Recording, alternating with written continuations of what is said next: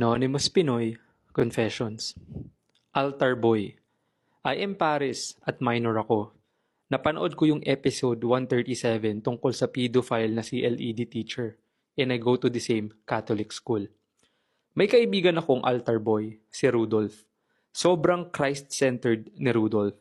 Always saying, pray to God and sharing Bible verses. Noong second quarter ng school year, nagkaroon ng girlfriend si Rudolph. Of course, happy ako para sa kanya. Ngunit palagi silang nag-aaway ng girlfriend niya. Sa status niya, lagi siyang malungkot and saying stuff na baka mag-break up sila.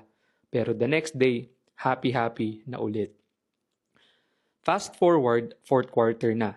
Nag-post si Rudolph ng status. Ang status niya ay tungkol sa sex. Agad-agad kong minessage si Rudolph dahil isa siyang altar boy.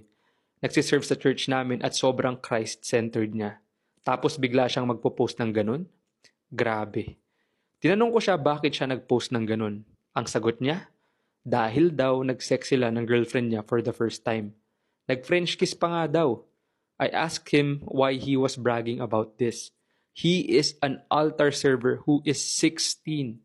At yung girlfriend niya, 13 or 14. He should have more maturity, pero tinawanan niya lang ako. Sobrang embarrassing talaga na altar server at sa Catholic school pa ang gumawa ng ganun. Kumalat pa sa buong grade level namin. Even mga teachers namin, alam.